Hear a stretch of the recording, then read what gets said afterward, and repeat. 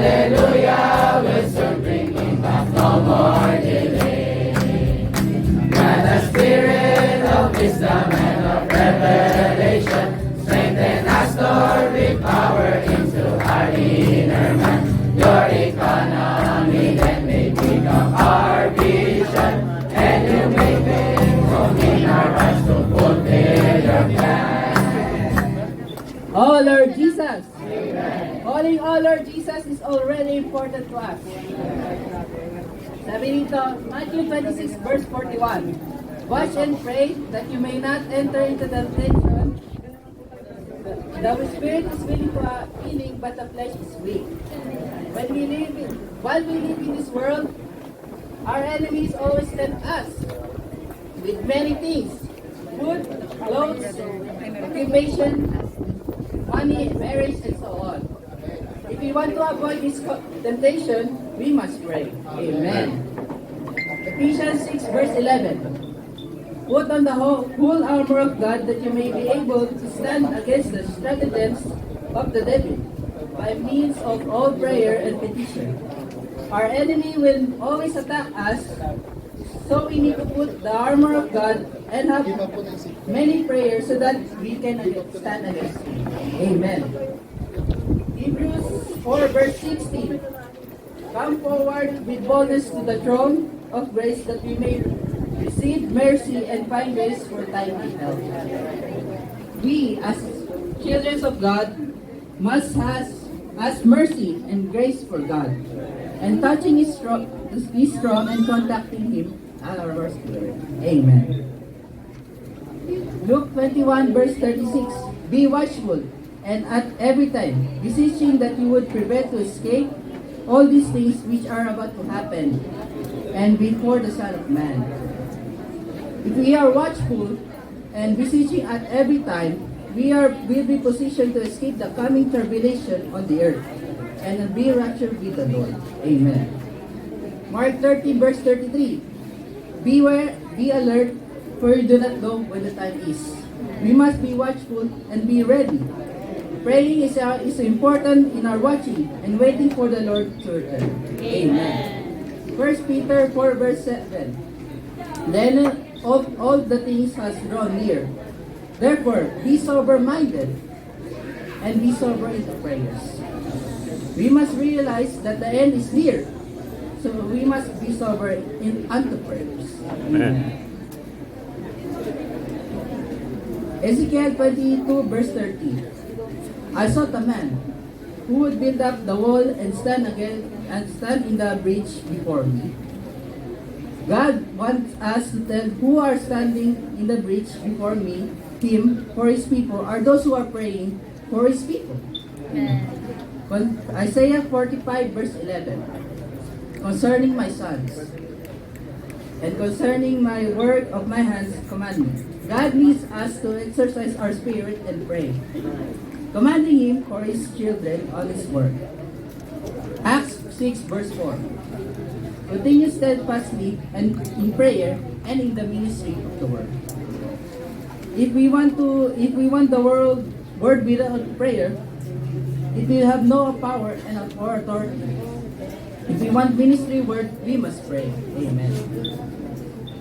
Brothers and sisters, can you all read Luke 11 verse 1? Amen. We must ask the Lord to teach us to pray. When we are praying, we should pray not according to our determination or idea, but we should pray according to our heart or tendency. Amen. John 14 verse 13, 14. In my name. This does not mean in Jesus' name at the end of our prayer. But in prayer, the Lord's name is not a mere saying of praise. The Lord's name means we are one with the Lord. John 15 verse 7, abide in me. If we want our prayer to become effectively, we must abide in the Lord. This is also related to praying in the Lord's name. Amen. Jude 20, praying in the Holy Spirit. The prayer is to contact God and touch His heart desire. Amen. Next, 1 John 5 verse 14. according to His will. Prayer that is truly spiritual as for God to accomplish His will. We must pray according to our not own will, but according to God's will. Amen. James 1 verse 6. Ask in faith. We should not only pray in faith, but also pray until we have faith, until we believe. Amen. Matthew 6 verse 6. Enter into your private room and shut your door and pray. The Lord wanted us to indicate that when we pray, we must not allow anything to disrupt our prayer. Amen. Acts 12 verse 5. Prayer to God. Brothers and sisters, our prayer should not only for God, our attention should not be on them, but on God. Amen. Ecclesiastes 5 verse 2, John 12 verse 27-28. Do not be harsh with your mouth, and not let your heart hastily utter. Amen. Oh Lord Jesus, we must not hastily utter anything.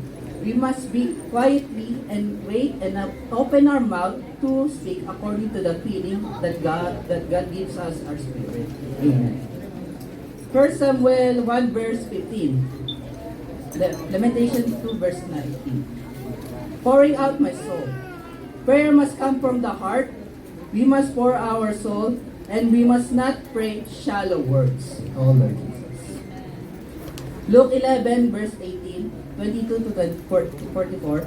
Persistence and earnestly. Our prayer must be honest and must be persistent. If our prayer does not move, God will not move. Amen. Hebrews 5 verse 7. Be strong, crying, and tears. Oh Lord Jesus. When we pray, our burden will pass into us without strong crying and tears. If we never pray with tears, there's a shortage of our prayer. Amen.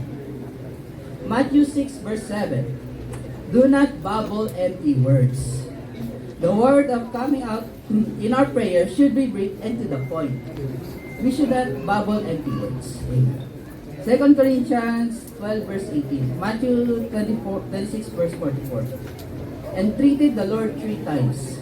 By calling His name 3 times, the Lord will break through. We often need to thoroughly and clearly pray several times. Amen. Luke 11 verse 9. If seeking is not enough, we must not. We should ask Lord's blessing. Amen. Acts 13 verse 40-23. Pastor, brothers and sisters, when we come to the desperate situation, we should be fast and pray. Next. Luke 18 verse 1. Always to pray, not to lose heart. Our prayer must be constant. We should not pray intermittently. 1 Timothy 2 verse 8. Pray in every place, lifting up holy hands. Brothers and sisters, we should pray in every place. This requires us for holy living. We must have a holy living hands that can be lifted up in every place. Amen. Ephesians 6 verse 18. By all means prayer and petition, praying at every time in spirit, and watching until His all in perseverance. Amen. We should not pray for just a moment or pray only way. We should pray every time. Amen. Day by day, moment by moment, by all means to prayer. Amen. 1 Thessalonians 5 verse 17. Unceasingly pray. Amen. Praying is essential for our spiritual. Breathing is our part of our physical body. Amen. Next. Psalms 119 verse 147, Mark 1 verse 35. The morning is quiet and our soul is alert. This is the perfect opportunity for a prayer. By calling the name of the Lord, oh Lord Jesus, 3 times, our spiritual will be covered. Amen. Daniel 6 verse 10, Psalms 55 verse 17.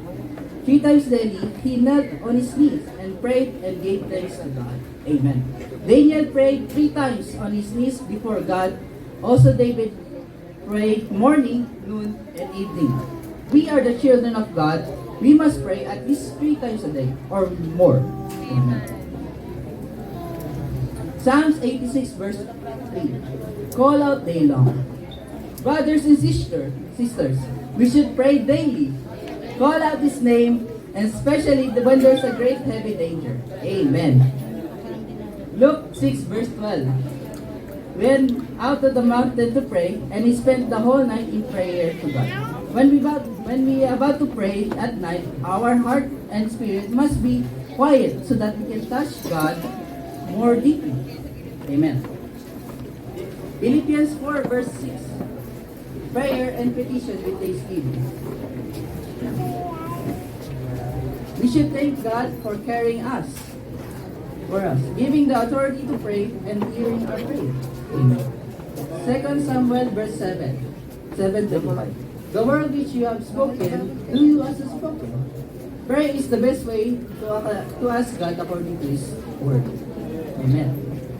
Matthew 6 verse 33. Seeking His kingdom and its righteousness.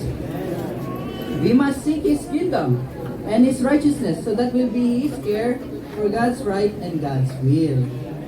Amen. Isaiah 45 verse 11. God wanted us to command to do the things that we agree with according to His desire and according to His will. Amen. God promises to answer our prayer. So may pangako pala ang Diyos na sagutin ang ating mga panalangin. So ngayon, kaya hindi tayo maghihinayang na manalangin talaga tayo. Gaya ng halimbawa kasi, naka-encounter na ba kayo ng isang tao na nangako sa inyo? Or nanghingi kayo ng pabor, hiling kayo ng pabor, pero hindi niya naitupad. Huwag niyong isipin na gano'n ang Diyos. Malakas at dakila ang Diyos. So kung ano man inihiling niyo sa Kanya, siguradong matutupad yan. Because in Philippians 4:6, in nothing be anxious, but in everything give thanks by prayer and petition. With thanksgiving, let your request be made known to God. Amen. Praise the Lord. Next. The power with which God answers. So, may kapangyarihan ng Panginoon. May dalawang sides kung paano sinagot ang ating mga panalangin. First one is according to His life, which is in our deepest part of our being. Ito ay na-accomplish niya in our prayers concerning spiritual matters. And the second one, power, is His arm, which accomplishes our prayer concerning environmental matters and things. Amen. So, may oras at panahon kung kailan sasagutin ang ating mga panalangin. Dito pinakita, like Daniel, he prayed every day 3 times. But there was a delayance, a resistance from the angel of Satan. So dapat we just need to realize that sometimes our prayers cannot be accomplished quickly, or it will be delayed by the enemy, which is Satan. Because just like Lazarus, the story of Lazarus when he was sick, the sister of Lazarus, Martha and Mary, sent a messenger to report to Jesus, Lazarus is sick. But what did the Lord do? He waited 2 days. So, and what was the result when Jesus waited 2 days to come back to Lazarus? Lazarus died because of that sickness. But in that way, Jesus can show the resurrection power. So sometimes we just need to be to have the endurance in prayer, to be faithful in prayer, because whatever the time that God answers our prayer, it is according to His plan. So basahin nyo ang Matthew 7:9-11. What man is there among you who, when his son asks him for a loaf, will give him a stone? Or also when he asks for a fish, will give him a serpent? How much more will your Father who is in the heavens give good things to those who ask Him. So, oh Lord Jesus, He is a merciful God. So kung gaano ba natin siya kamahal, ganon din ang pagkamahal niya sa atin na kung ano ang kinakailangan natin, willing, ibibigay niya sa lubusan ng pamaraan. Oh, just like in Luke 11:9, ask and I say to you, ask and it shall be given to you, seek and you shall find, knock and it shall be open to you. So kailangan na natin na magpagal na pursige tayo sa kung ano ang gusto hihiling natin. Ano ba talaga ang goal ng Panginoon para itupad yung mga panalangin natin? In John 14:13, whatever you ask in my name, that I will do, that the Father may be glorified in the Son. God's goal in answering our prayer is not our pleasure or joy. It is His glory, the expression of Himself, so that we might know Him. So sa Kanya palang kaluwalhatian na para maipahayag niya Kanyang sarili sa atin, para lubusan natin siya makilala. Hindi sa sarili nating kagustuhan na maitupad yung ating mga panalangin. So, unang barrier is sin, kasalanan. Diba tayo ay tao na na-injektahan na ng kasalanan. Kaya hindi natin maiwasan na magkasala. Idols. But false gods and idols provoke God's jealousy, causing God to be unwilling to hear our prayer. We may think that we have left false gods and idols and do not have any false gods and idols, but we must realize that anything that usurps the place of God is a false god and idol in our heart. If this is our condition, God cannot be inquired of by us and even less answer our prayer. So dapat lang natin matandaan, idols are not good for us. Amen, Lord Jesus. And third barrier is loving the world. So hindi talaga natin maiwasan na mahalin ang sanlibutan. Kasi nandito tayo. Pero hindi natin maiwasan na maluksok tayo. Ibig mga young people, diba, marami tayong mga kagustuhan, lalo sa mundong ito. Pero dapat natin i-align ang ating kagustuhan sa kagustuhan ng Diyos. Amen. Fourth, asking evilly. So you ask and do not receive because you ask evilly that you may spend it on your pleasures. Basta yan ay evil, hindi talaga yung masagot. Kasi ang goal ng Panginoon ay kanyang may hayag ang kaluwalhatian sa magitan ng kanyang sariling pagpasya mismo ang matupad sa iyo. Amen. Oh Lord Jesus. Amen. And not forgiving others. When you stand praying, forgive if you have anything against anyone. So dapat natin maayos natin yun bago tayo magsalamuha sa Panginoon at ipahiwatig ang sa Kanya yung ating mga prayers. Amen. 7, doubts. Paniwala. Minsan hindi natin maiwasan na magduda talaga tayo. May tupad ba kaya ito sa Panginoon? Ganun, di ba? Pero hindi tayo dapat na magdalo isip. Kasi alam naman natin na malakas at dakila yung ating Diyos, ang ating Panginoon. Kung ano ang tinutupad natin, hayaan natin siya na siya yung magtupad. We are in His sovereign hands. Oh Lord Jesus. So, basahin ko lang. If you are offering your gift at the altar and there you remember that your brother has something against you, first go and reconcile to your brother. In like manner, wives, be subject to your own husbands. Husbands, in like manner, dwell together with them according to knowledge that your prayers may not be hindered. Wives, be subject to their own husbands. Husbands must dwell together with their wives according to knowledge. This is according to God's ordination and it pleases Him.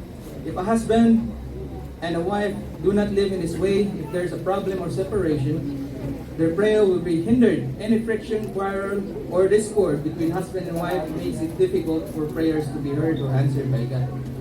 So ito ay isang practice na kapag manalangin niyo, isip, mag-asawa, dapat ay walang quarrel, friction, o hindi magkasunduan na kayo na kapag manalangin, dapat i-offer niyo ang buong na wala kayong hadlang, walang nakabara sa inyong kalooban sa isa't isa.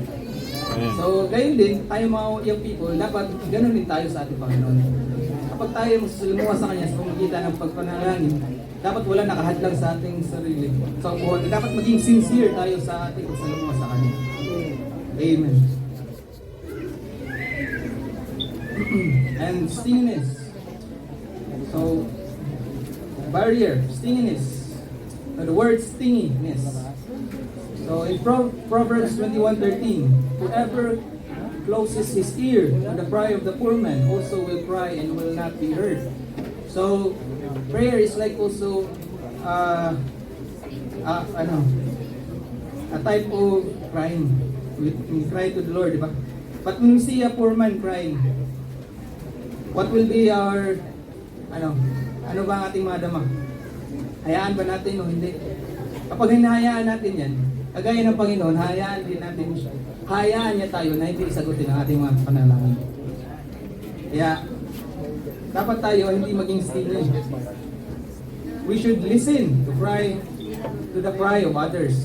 Because God will not listen to our cry if we do not listen. If we have the economic means to care for a brother's lack, but close our heart of mercy, how can God hear our prayers and cries? If we do not keep His commandment to love and care for the brothers, if we do not practice what pleases Him, how can He answer our prayers and cries to Him? So we must practice the things that pleases God. And the things that pleases God is to help one another and to help the cry or the need of a fellow brother. Amen. Not keeping God's commandment and not listening to the word of God. So Proverbs 28:9, he who turns away his ear from hearing the law, even his prayer is an abomination. If we do not listen to the word of God's commandment, or if we hate the word of God's command, He will not hear our prayer to Him. Our prayer will be an abomination to Him. Not listening to God's word prevent our prayers from being heard and answered by God. Not keeping God's commandment. When we keep His commandments and do the things that are pleasing in His sight, we receive what we ask from Him. If we do not keep His commandments or do the things that are pleasing in His sight, we will not receive what we ask from Him. So in James 4:6, famous verse to, God resists the proud but gives grace to the humble. So dapat lang tayo pala ay magiging humble. Because God resists the pride. So, kaya hindi tayo magpasi Garbo na magiging hambog tayo sa kapwa-kapatid, ganun. Oh Lord Jesus. And lastly, coldness. Coldness meaning in opposite of burning, di ba? In 2 Kings 13:18-19, he struck the ground 3 times, then stopped. And the man of God became angry with him and said, "You should have struck it 5 or 6 times." A cold heart, rather than a burning heart, can prevent our prayer from receiving an answer. The prophet Elijah told the king of Israel to strike the ground with some arrows. The king of Israel was not burning enough concerning this matter, so he struck the ground only 3 times. Elijah became angry with him and said that he should have struck the ground 5 or 6 times. So, in like prayer then, when we pray, we should pray in a burning spirit. We should not pray in a half-hearted prayer or half-hearted spirit.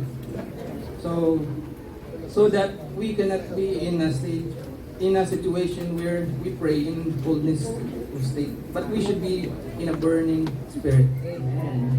I really enjoy what Brother Shadrach told about us. Maningas, nag-aapoy na espiritu pag tayo ay nananalangin. No, so, ito na, tayo na po ay nasa huling punto ng chapter 32, which is a few matters, important matters requiring our prayer.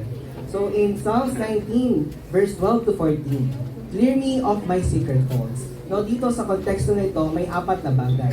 Una, kailangan natin manalangin sa harap ng Diyos, no, at ating spiritual na pamumuhay. No, pangalawa, dapat tayo manalangin sa Diyos na patawarin tayo sa ating mga kasalanan, lalo na ang ating mga tinatagong kasalanan. Pangatlo, kailangan natin ipanalangin sa Diyos na ilayo tayo sa mga kasalanan, no, lalo na ang mga mapangahas na kasalanan. No? At pang-apat, kailangan natin ipanalangin sa Diyos ang ating salita ng ating bibig at ang ating pagbumuni-muni ng ating puso ay karapat-dapat sa Panginoon. No, sana itong bagay na ito ay magkaroon tayo ng panalangin ng ganitong araw-araw. No, lalo na sa mga bagong kapatid, dapat meron tayong ganitong panalangin. No, una, kailangan natin panalangin ang ating kalagayan sa Diyos, ang ating spiritual na pamumuhay. No, pangalawa, patawarin tayo sa ating mga kasalanan. Pangatlo, ilayo tayo sa ating mga kasalanan. At pang-apat, kailangan ng ating salita at ating pagbumuni-muni ng ating puso ay karapat-dapat sa Panginoon. Sa susunod na punto, in Psalms 139, verse 23 to 24, "Search me, O God, and know my heart." No, dapat tayo magkaroon ng panalangin na sinisiyatan tayo ng Panginoon. Lord, search my heart. Lord, search my mind. Lord, not to be anxious. Lord, my heart's take, Lord Jesus. Especially the mga idolatrasong bagay na sa loob natin. No, dapat natin itong panalangin na ito ay mawala sa ating puso at ating isipan. Pangatlo, 2 Thessalonians 3:5, "The Lord direct their hearts." No, dapat tayong hiningin sa Panginoon na ituro ang ating puso sa pag-ibig at pagtitiis ni Kristo.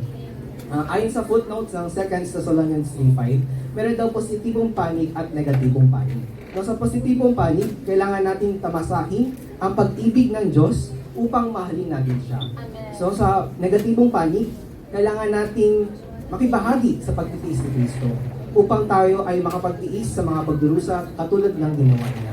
No, ang pag-ibig sa Diyos at ang pagtitiis na may pagdurusa ay ang napakahusay na katangian ng isang Kristiyanong pamumuhay. In Luke 11:13, "Give the Holy Spirit to those who ask Him." No, kailangan nating manalangin mga kapatid na bigyan pa tayo ng banal na espiritu. Pagamat natanggap na natin itong banal na espiritu, pero kailangan pa natin manalangin na bigyan pa tayo ng higit na banal na espiritu, no, upang mas maranasan natin ang atong espiritong ito. In Colossians 4:12, "That you may stand mature and fully assured." Amen. Dapat ang pag-unawa at pagsunod sa kalooban ng Diyos ang pinakamahalagang bagay para sa isang Kristiyano. No, kaya nga dapat tayong manalangin na pagganahin tayo ng Diyos na tumayong may sapat na gulang at ganap na panatag sa lahat ng kanyang kalooban. No, ang unang mga talata ay nag-uugnay sa ating kalagayan sa harap ng Diyos at sa ating espiritual na pamumuhay. Sa susunod na punto, gayunpaman, kailangan din nating manalangin para sa kaharian ng Diyos, para sa eklesiya at sa mga banal, para sa halat ng tao at para sa Israel at iba pa. In Matthew 6:9 to 10, "Your name be sanctified, your kingdom come. Your will be done as in heaven, so also on earth." Ito ang panalangin na itinurok sa atin ng Panginoon, na ipanalangin natin ito dahil ito ang pinakadakilang panalangin sa Biblia.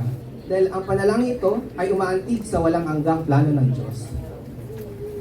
Una, hinihiling nito na ang pangalan ng Diyos ay pabanalin sa lupa. Pangalawa, hinihiling nito na ang kaharian ng Diyos ay pumarito sa lupa upang mamuno. At pangatlo, hinihiling nito na mangyari ang kalooban ng Diyos sa lupa. Dapat nating matanto mga kapatid ang tatlong bagay nito, na hindi ito problema sa langit dahil gayunpaman ang tatlong bagay nito ay isang malaking problema sa tao at sa lupa. Dahil tayo binihag ni Satanas at inagang lupa, kaya kailangan nating ipanalangin ang tatlong bagay nito para sa lupa gaya ng sa langit. In Matthew 9:38, "Beseech the Lord of the harvest." Amen. Ang kalagayan sa lupa ngayon ay lubang nangangailangan ng pagtutulak ng Diyos sa mga manggagawa ng kanyang ani. No, take note mga kapatid, ang antas ng ating panalangin ay ang antas ng gawain ng Diyos. At ang lawak ng ating panalangin ay ang lawak kung saan gagawa ang Diyos.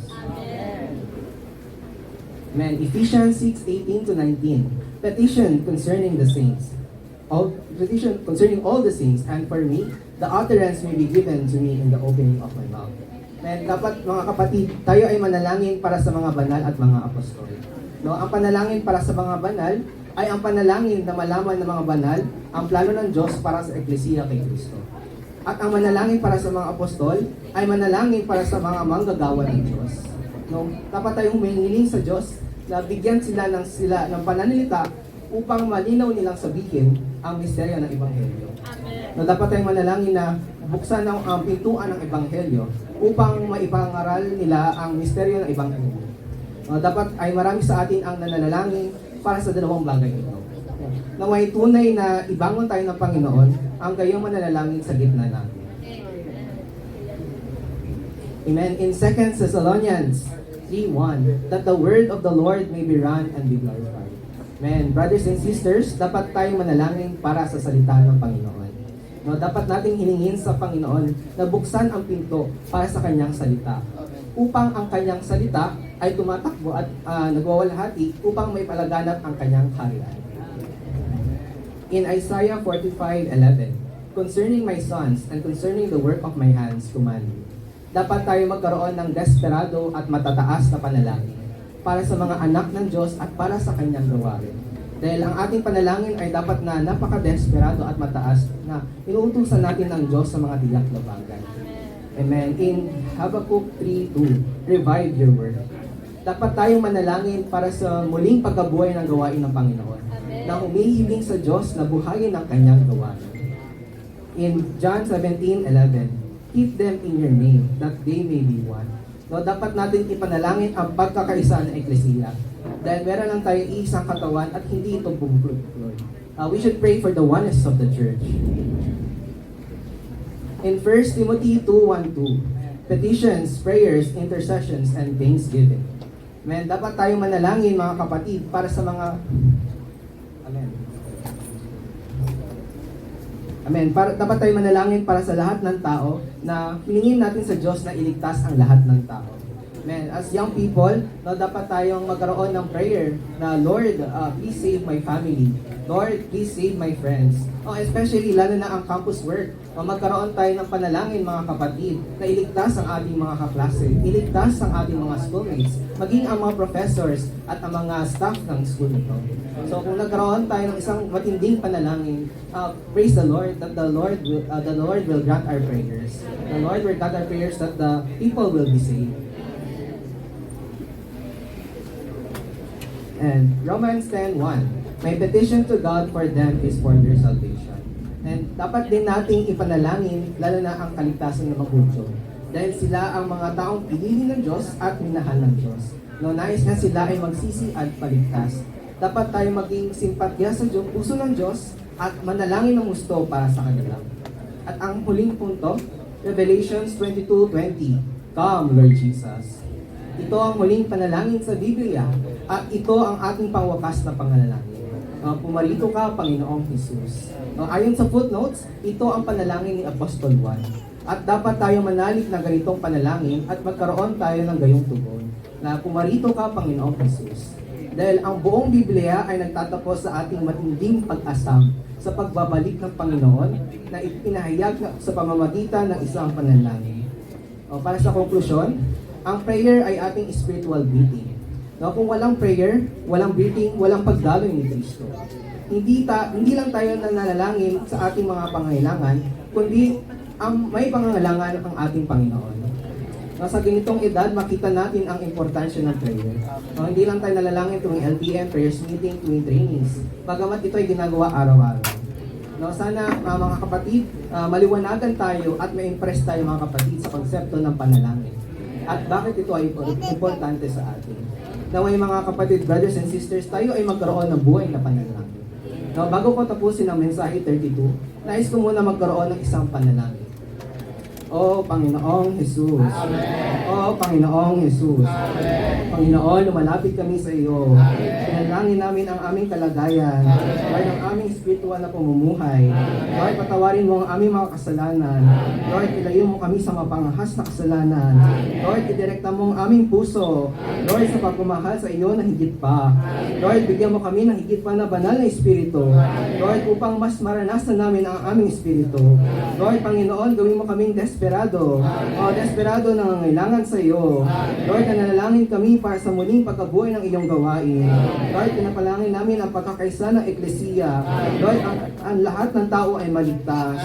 Lord, pinapalangin namin, Lord, ang aming mga kaklase at ang campus work sa probinsya ng Cavite.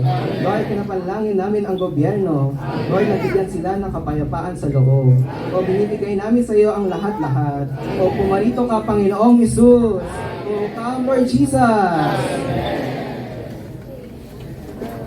Amen. Dito,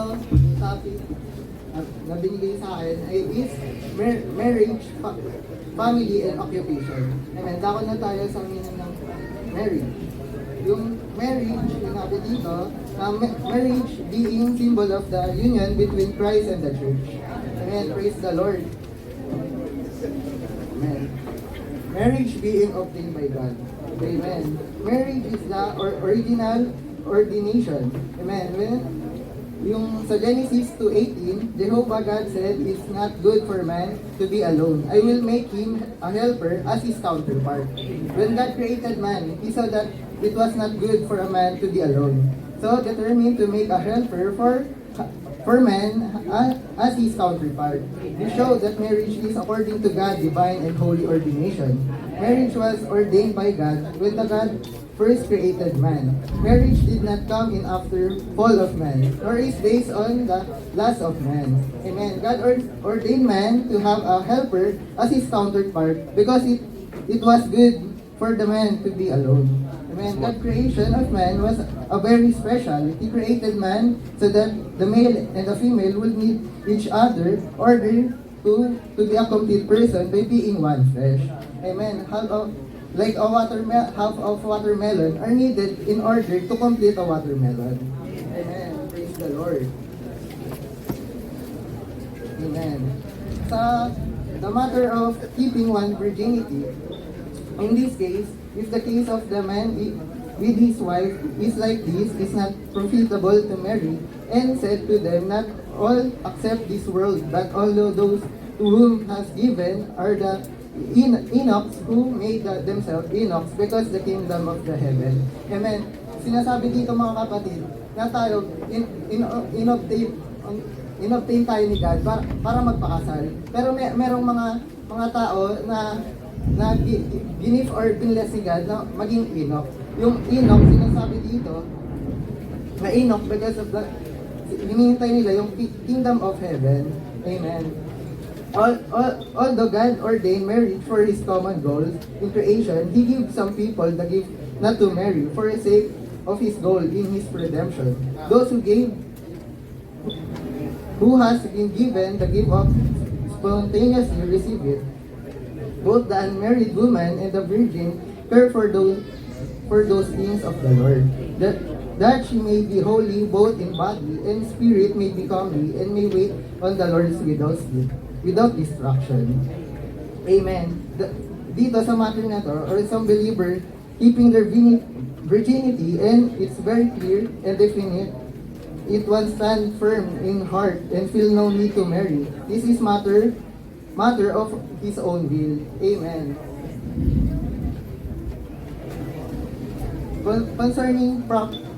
Concerning choosing a proper mate. Amen. Do not become dissimilarities yoked with unbelievers. Amen. Believers and unbelievers also have different disposition, view, inclination, and goals. So it's difficult for a believer who is dissimilarly yoked to walk on the same road that follows the Lord and leads to the Lord. We have the Lord life within, but unbelievers do not have His life. We are light, but they are darkness. We love the Lord, but they love the world. Amen. Sinasabi dito na makita natin yung pagpili ng ating magiging kapartner. Yung kapartner dapat, amen, meron din siya na Diyos na tinataglay natin. Amen. Praise the Lord. Na yung kasi, pag pumasok ka sa isang relasyon, amen, hindi kayo magtutugma if yung partner mo is unbeliever. Amen. Nga sinabi dito, na hindi kayo parehas ng prinsipyo, ng parehas ng paniniwala, kaya magkakaroon kayo ng hindi pagkakaunawaan concerning sa religious matter and sa marami pang bagay. Amen. Concerning those who are married. Amen. To the married, a wife must be separate for her husband. But if indeed she is separate, let her remain unmarried or be reconciled to her husband, and husband must not leave his wife. But if the unbelieving one separate, let them separate. Amen. Those who are no longer married because of separation will not marry again. If believer remarry when adultery is not involved. Amen. The oneness of the marriage between one man and one woman is destroyed if they becomes adultery. Amen. A brother who bound a wife may not seek a release. This is not Lord will. The Lord wants him to learn some lesson through his wife. Amen. Sinasabi dito mga kapatid na yung magpapakasal, pag pumasok ka na dito, hindi ka na pwedeng inobtain na to ni Lord. Hindi ka na pwedeng lumabas ulit. Amen. Na sinabi dito, if magse-separate kayo, then nagkaroon ka ng bagong asawa, pwedeng tapos, amen. Tinatawag na tong adultery. Amen. Concerning remarriage. Amen. Because if your husband dies, the bond of oneness between husband and wife is broken.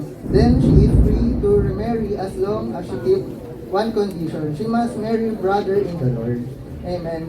Yun dito, yung example dito, yung sister, magiging, widows. Amen. Na, yung dito, kino-concern dito na, pwede ulit siyang mag-asawa if mawawala yung husband niya.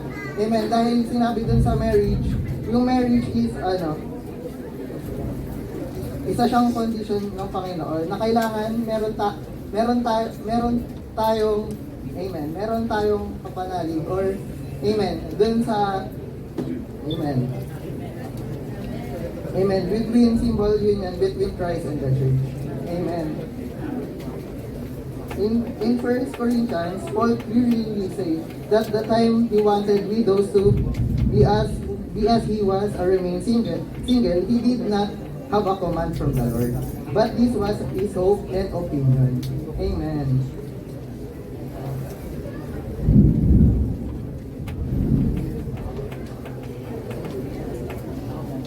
Concerning divorce, people today have no problem with divorce. But the Lord says, no marriage is not yoking, but divorce is man action. God only agrees with marriage, but He never agrees with divorce. Whoever divorces his wife, except from fornication and marries another, commit adultery. Amen. Ayun pa din yung meaning nung ganun pa din yung meaning nung kanina. Amen. Sa panahon ngayon mga kapatid, yung main problem na ngayon na inaano sa natin, di ba kung nanonood kayo ng balita, yung pag-aano ng divorce. Pero inaano dito, yung divorce, na na lang pangatlong reading.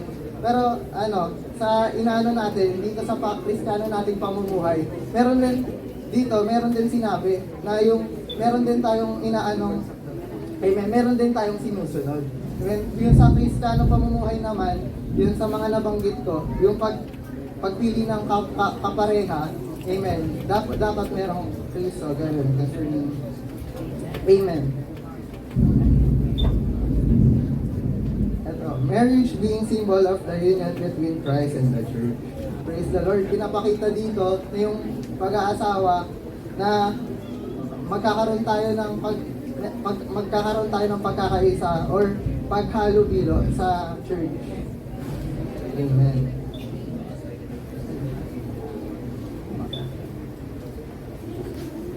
Yung family. Dito concern dito yung husband and wife. Yung husband and wife, the condition of producing and building up the family primarily depends in condition of the union between husband and wife. The union of husband and wife involves of becoming one flesh. Amen. Pinagkakaisa yung husband and wife sa isang laman. Amen. One person according to God's ordination. In order to have healthy family, a husband and wife must be one of extent that they are one person. Amen. Children and parents. Sinasabi dito sa Ephesians 6:1-3, children, obey your parents in the Lord. For this is right. Honor your father and mother, that it may be well with you and that you may live long on the earth. Amen. Ito, yung sinabi dito sa Ephesians 1:3, siya yung kauna-unahang God first commandment without promise. Amen. Tapos sinabi naman dito sa father, sa magulang, let them first learn to show respect towards their own household and to render a return to their parents. Amen. Amen. Praise the Lord.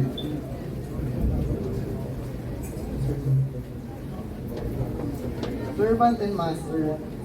Slave, be obedient. Sinasabi sa Ephesians 6:5-6. Slave, be obedient to those who are your master, as to Christ, as slave of Christ. Amen. Tayo, naging slave na tayo ni Lord dahil binili niya tayo ng kanyang mahalagang dugo. Amen. Praise the Lord. Yung sinabi dito, just a master symbolize Christ as our master. Servant symbolize the believer as the Lord's slave. Therefore, brother and sister who are servants should serve their master well, as if they are serving the Lord, lest they proper symbolize or represent or the slave of the Lord. Amen. Concerning relative, amen. Sinasabi sa 1 Timothy 5:8, if anyone does not provide for his own, especially for those his household, he has denied the faith and is worse than an unbeliever. Amen. Believers should do their best to care for their relative. They should care for their relative lack, especially in the matter of money. We should especially do so for those in our own household. If someone is our household has a lack, we should do our best to attend to it.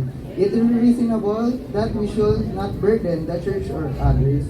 Amen. Pinapakita dito na amen, na yung concerning for our relatives, amen, pinapakita dito yung mga relatives natin, amen, yung sa family, kung maayos yung family nyo, then nasa Christian kayo, madali yung madadala sa ecclesia yung mga relatives nyo. Amen. Praise the Lord. Amen. Yung sa 3, occupation. Sinasabi dito, yung occupation, amen, principle of work, occupation, the matter of partnership, what to do with the profit. Amen. Principle of work. Pwede po basahin natin lahat yung First Thessalonians at Ephesians.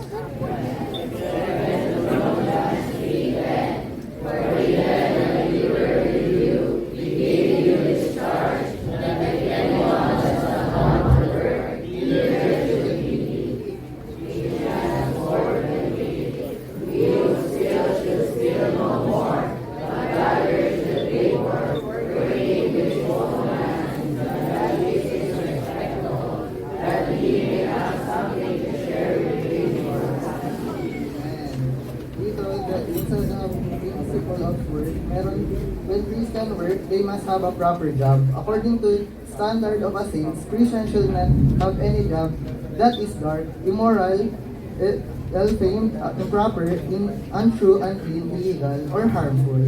Amen. Punta na po tayo sa mga part of occupation. Amen.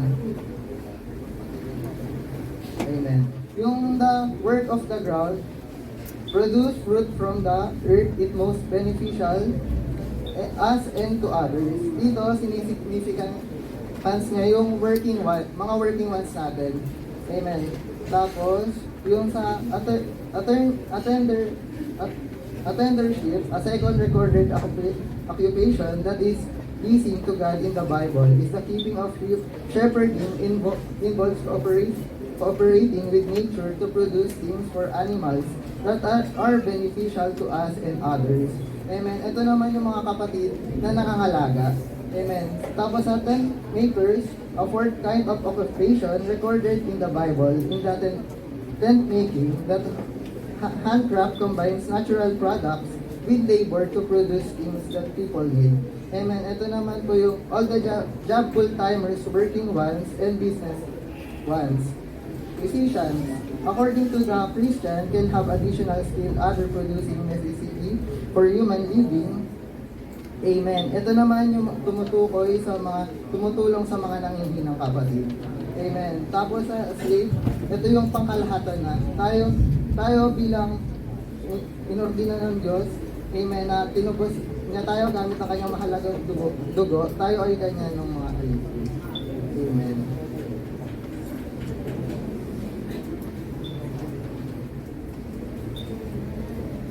Amen. Occupation. The matter of partnership. Babasa po ulit yung 2 Corinthians 6:14.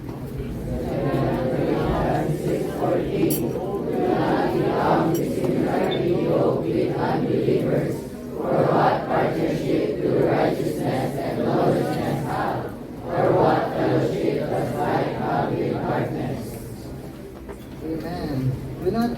Do not become dissimilarly yoked with unbelievers. Believers may not from business partnership with unbelievers. Because God's words say that believers should not be similarly yoked. Yung kagaya din siya sa pagpili ng ating partner. Hindi, amen, yun din sa mga tumutukoy din siya sa partnership natin sa unbelievers. Like yun din sa pagpili ng partner, ganun din siya.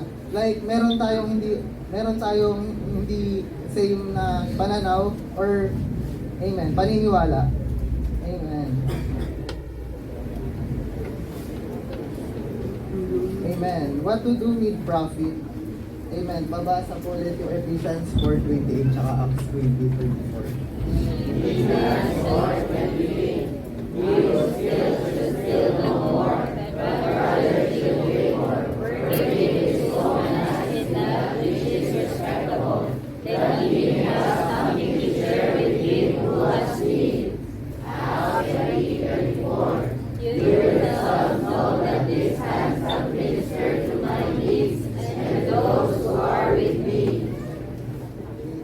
Dito, it shows that when a believer works, his work is not only for his own living, but also for God's work.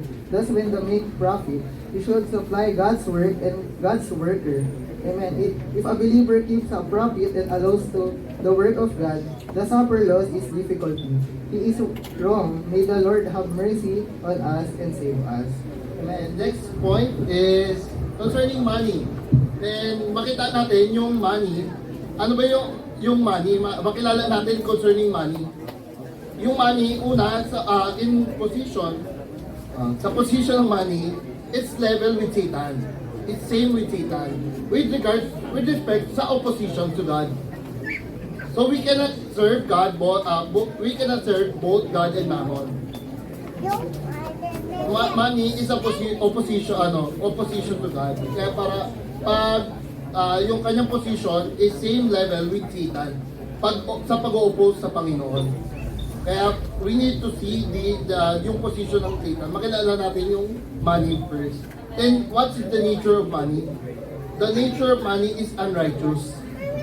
Yung mga kapatid, sabi nila kanina, sabi ng kapatid, tayo ay mga righteous men. Tayo ay righteous men.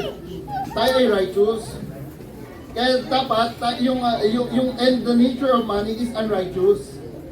It's opposite. Kaya we need to be careful whenever we touch money. With respect to money. Second is the curse of money. It is deceitful. Money is deceitful. Nung nagtanim yung sa Matthew, nung nagasik yung Panginoon, one of the, yung nasikan niya is yung sa mabato. Yung mabato is the anxieties of life. Yung money, marami siyang nagbibigay siya anxiety, nagkakos na hindi nag-grow. Nag-grow yung seed. Pero it's a deceitfulness. It's deceitful. Kaya yung nakasurround sa kanya is deceitful. Kaya hindi siya nag-grow. Okay? Kaya we need to see that yung money is so deceitful. Then it's the vanity of money and the vanity of money. Money is the vanity of money. Yung parang sabi niya dito, it's gone like eagle. Para siyang may pakpak, tapos umaalis. It's so uncertain. Yung money is so uncertain. Pero what's yung 0.5? Na-enjoy ko yung 0.5 eh. See, what's the believer's attitude? What should be our attitude towards money? Sorry. Una, we should not, yung believer should not, without love of money, we should not love money. When we see the nature, the position, kung ano yung money, hindi na natin iibigin yung money. We will not, the believers should not love money. Second is to guard ourselves from all covetousness. Dahil nakikita na natin yung ano yung nature, ano yung nakikilala na natin yung money, we should guard ourselves. Each one should guard ourselves. And number 3 is store up in heavens. So wherever your treasure is, nandun din yung puso mo. Kaya kung gusto mo yung puso mo ay nasa kalangitan, dapat yung treasure mo ay nag-iimpok ka ng treasure sa kalangitan. We need to learn how to offer our money sa Panginoon. So, maraming mga kapatid, maraming mga bagay na kailangan natin pag-offeran. May mga needy ones, yung mga pangangailangan ng church, yung mga sa local churches, yung ating mga co-workers, yung maging yung ministry, at yung student center. Yung student center, kailangan natin, tayo ay nag-o-offer, kahit tayo ay mga young people pa lang, dapat makita na natin. Hindi naman, wala namang young people na sobrang zero. Nakaka-receive at nakaka-receive naman tayo ng mga allowances natin. And we should know, and we should be wise sa pag-handle ng money natin, ng ating mga finances. Then, we should not fourth is not to set their hope on the uncertain riches. Yun nga, dahil na yung money is so parang mabilis lang and uncertain, we should not set our hope. We should not we should not set our hope, and Panginoong Jesus, we should not depend on money. Our future should be dependent on God. We should not be dependent on money.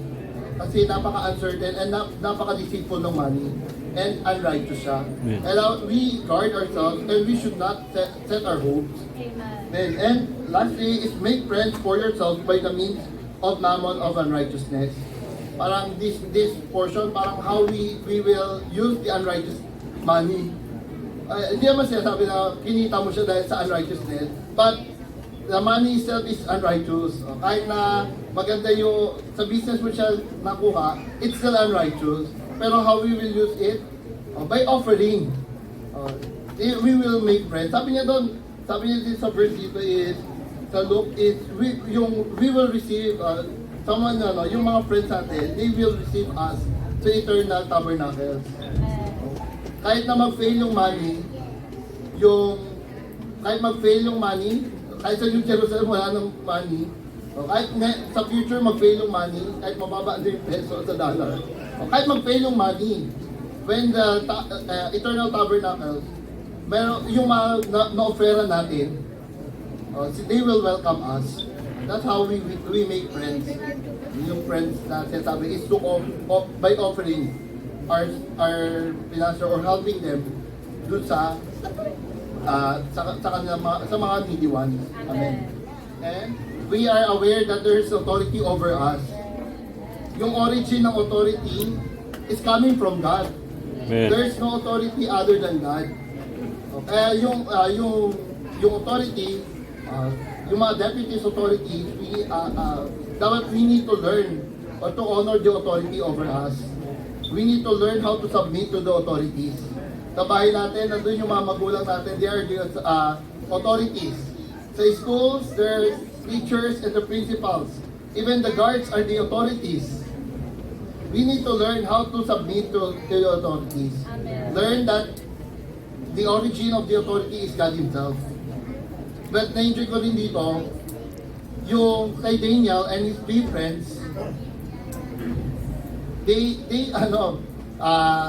kasi di ba sabi, dapat kailangan natin isasubmit. Pero if it is offending God, we should not submit. Like Daniel and his 3 friends, ang sabi ni King Nebuchadnezzar, worship the idol. Pero since this is ma-open nila yung Diyos, they did not follow what's the leading or ano yung sinabi ni King Nebuchadnezzar. Dahil makita din natin na if it's something na makaka-offend sa Panginoon, we should not obey. Amen. Then, the believers and yung attitude ng believers. with respect to authorities. Una is be subject to the authorities over him. Mga kapatid, tayo dapat ay nagpapasubmit sa mga authority na nasa atin. We should not be rebellious. Although merong mga rebellious nature yung tao, but we should not be rebellious against the authority. Once we hindi tayo nagpasubmit sa authority, the deputy authorities, we are not submitting to God Himself. Kaya, if you want to be submissive, first you need to pray. Kaya sinare muna yung prayer, kasi everything should be by prayer. These items can be used by the devil. Kaya we need to guard ourselves by prayer. Second is to honor the king. Honor the king. Since wala tayong king, we should honor the president or the leader of the nation. So, kahit sinong leader, we should know how to honor them. Honor is inward submission. So, that we should honor the leaders we have. And last portion is the 4 principles concerning the living of the believers. Una is profitable to yourself. All things are lawful, but not all things are profitable. All things are lawful, but it's not profitable. Concerning sa living natin, we should consider, is it profitable ba ito sa atin? Is it profitable to be? Sa ating pamumuhay. Then, being free from all things. Kung yung bagay na yon ay makakapagtalik sa'yo, we should refrain from that. Kung yung bagay na yon ay hindi ka na mag-free at para matatay ka na doon, we should refrain from that. Amen. And second is building up others. Kung ito ay hindi para magbe-benefit sa pagtatayo, sabi niya, all things are lawful, but not all things are for building up. Kung hindi ito para sa pagtatayo, we should also refrain from it. Kung ito ay makakasira sa pagtatayo, we should refrain from it. Yung ating ginagawa, dapat lagi para sa pagtatayo. And lastly is glorifying God. Yung ginagawa ba natin ay mag-glorify at magluluwalhati sa Diyos. Kung hindi ito magbibigay ng kaluwalhatian sa Diyos, we should also refrain from it. Maging yung binanggit ng mga kapatid na to, dapat ito yung maging governing vision natin. Hindi lang siya maging outward rules. We should follow it religiously. Or maging parang outside law natin, na ito yung do's and don'ts natin. Ito ay, sabi ng sa mensahe ito, every one of us has an inner sense of life. We should exercise this inner sense of life. For us to be governed by this. And we should see this revelation also. And yung pag-speaking sa atin. At maging governing vision natin. In our daily living. Kung ano man yung ginagawa natin, ito yung maging, parang maging principles natin sa buhay. Amen. Salamat sa Panginoon. In the training, we have rules and regulations, and the speakers should be ready to be what? To be perfected, to be adjusted, to be criticized, to be corrected, to be what? Okay, sisters, ayon kay Brother Joel, you have maximum 3 minutes each, but this time 1 minute lang ha. 1 minute lang. Titignan natin kung talagang nasanay kayo sa pag-strengthen for 1 minute. Okay? And then be prepared some questions concerning this. Andyan yung mga FSO natin, nakikita ko. Andyan yung YP coordinator, senior YP coordinators. Tatawag tayo ng sasagot. Para sila rin under ng training. Tayong lahat ay tinitrain. Okay? Kasi gusto natin i-grab yung opportunity na ang gaganda ng topic. And you know what? This topic, o itong mga topics na ito, are not only for objective knowledge. Yung narinig nyo ngayon, more on objective knowledge because there are lot of experience, of course. Halimbawa, marriage. Sino sino ba ang married dyan? Halimbawa, occupation, sino ba nagtatrabaho dyan? So, ibig sabihin, meron lang silang idea. Pero, in terms of subjective experience, wala pa. Kaya andyan yung mga full-time serving ones. At andyan yung mga wifey core na pag tinawag natin, kasagot sila. Ngayon, kailangan lang natin ng, I think, 3 to 5 questions written na para hindi kayo ma-expose. Sulat nyo lang, tanong na related dito, tapos tatawag tayo ng serving one na sasagot. Hindi ako ang sasagot, yung serving one. Kasi partial ang training. Okay? Amen. Praise the Lord for the Lord's rich dispensing today. Amen, young people. We need to see that prayer is very essential for us. Praying is like breathing to us Christians, that it needs to be done constantly and unceasingly at every time and every place. I really enjoyed Matthew 26:41, in which the Lord charges to pray. Watch and pray that you may not enter into temptation. The spirit is willing, but the flesh is weak.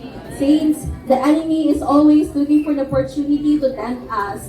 Do not think that we are capable in ourselves to overcome it. Rather, we must pray. We must pray to the Lord. We must contact Him and touch His desires in all things, especially in whatever we do, ask, and say, and even in deciding on small and large matters.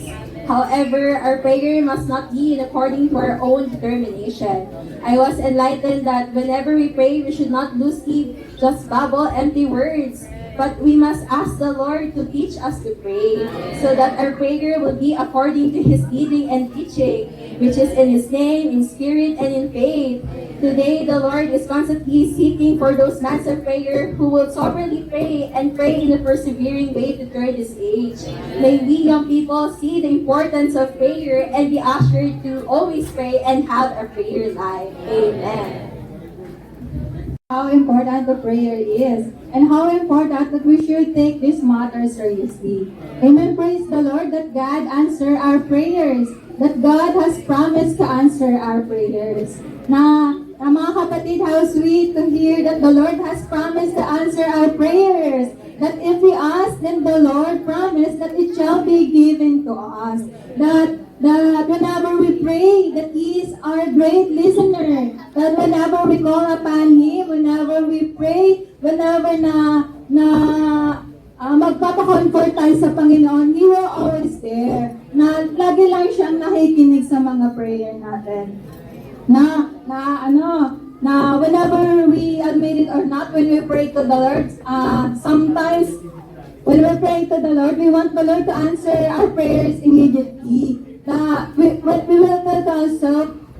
will tell to ourselves that why is the Lord ignoring our prayers? Why is the Lord not answering our prayers? Why is the Lord answers came to me? But mga kapatid, na it's not that the Lord ignoring our prayers, but because the Lord because the Lord know where or what na mag-answer siya sa mga prayers natin. Whatever in our situation, alam ng Panginoon. Because it is always according to the Lord's plan. It is according to, Amen. Right, nakita natin yung a few important matters requiring our prayer. Nakita natin yung pangangailangan ng Panginoon, lalo na sa mga young people na patuloy tayong nananalangin. Makita natin dito na we need to check our spiritual condition. We need to check our spiritual growth and maturity. And ang pinaka-importante sa lahat ay ipag-pray natin yung operation ng Panginoon sa Ecclesia. Paano natin ma-check yung condition natin? It is by coming to the Lord, asking for Him to forgive us, even our secret faults, even our presumptuous sins. And sa growth naman, although we have received the Holy Spirit, now we need to increase it. We need to increase it day by coming to the Word of God. Amen, no? Makita natin na tayong lahat, no? Makita natin yung pangangailangan ng Panginoon na palagi tayong nananalangin. Makita natin yung importansya ng pananalangin sa buhay Ecclesia. Amen. Amen. It is our ordained by God so that there would be a counterpart for us. Just like Adam and Eve, God provided Adam his wife so that there would be someone who will help him in doing God's plan and will. There are many factors should be considered on how to choose a proper mate and such. But the very burden in here is to view this as a sacred thing ordained by God for us. We must not see this as an unserious matter. We should... Very good. Lakasan mo yan, ng portion na yan. Listen, young people. Amen. It is ordained by God so that there will be a Marriage is ordained by God. Then, counterpart for us. Just like Adam and Eve, God provided Adam his wife so that there will be a someone who will help him in doing God's plan and will. There are many factors should be considered. yung binasa mo before, this is very serious, something like that.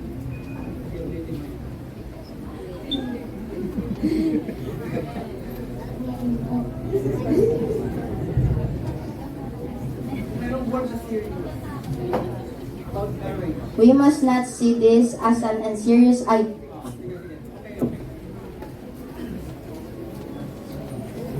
On how to choose a proper mate and such. How to choose not just a mate, but proper mate.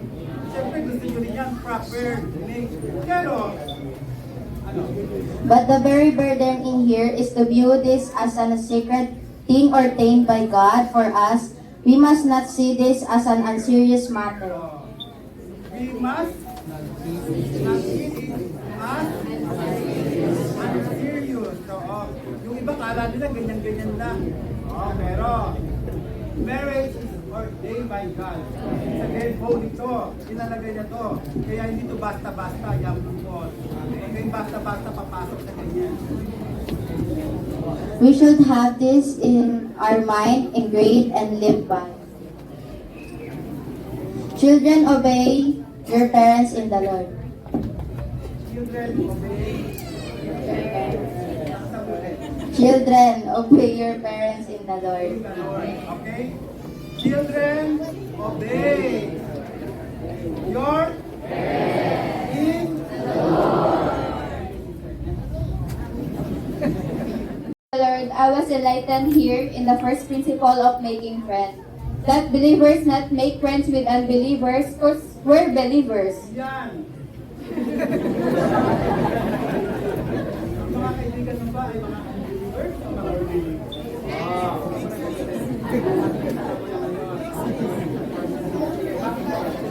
Because we're righteous, light of Christ, and the temple of God. Amen. In the other hands, the unbelievers are lawlessness, darkness of Satan, and idol worshippers. Ano? Again. Read. Last portion again. Unbelievers, kung yung mga friends nyo ay unbelievers, they are what? Lawlessness, Lawlessness. darkness of Satan, and idol worshippers. Darkness. Darkness of Satan and idol worshippers. Idol worship. And behind idols, demons. Amen. Kala mo lang mabait? Of course mabait. Kala mo lang yan. Pero, mas mainam ipag-pray nyo yung mga unbelievers na friends nyo. Right? Para ma-save. Ang goal natin, bakit ka gusto mo siya maging kaibigan? Para ma-save siya. At maging believer na kagaya mo. Or else, ikaw yung mahilan niya. One day, mag-worship ka na rin sa idol. Pag hindi ka maingat. And then, Amen. And first, we should have friends who call upon the name of the Lord out yung mga of your friends heart. nyo, sinong tinatawag? Sino dapat tinatawag? Lord. Si Lord. Dapat yung mga friends mo, mga callers. Ng all Lord Jesus. Pag hindi, ay, maging maingat ka sa pakikipagkaibigan sa kanila. Amen. Amen. And in the food and drink, we should only drink the blood of the Lord who is cleansing our sin. Yeah, thank you.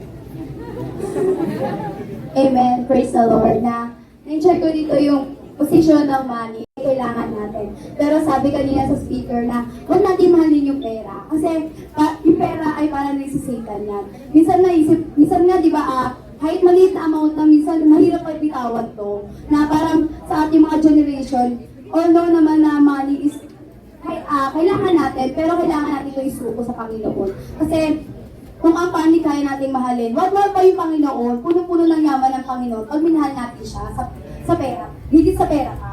And also, sabi ko sa speaker na we need to authority of us. Na yung Panginoon natin, yung authority natin, na lahat ng ating kailangan sa Panginoon, talagang i-authority natin sa Panginoon, na unahin natin muna yung Panginoon bago natin gawin yung bagay na dapat ginagawa natin. And also, na-enjoy ko rin dito yung we need to know na yung lahat ng ginagawa natin talaga is sa Panginoon mismo. Na we need to glorify yung Panginoon natin. Na ngayong generation natin, napakahirap naman talaga. Isablit talaga yung sarili natin sa Panginoon. Pero dapat lahat ng ito, isaalang-alang natin sa Panginoon. Kita mo na you are lover of God.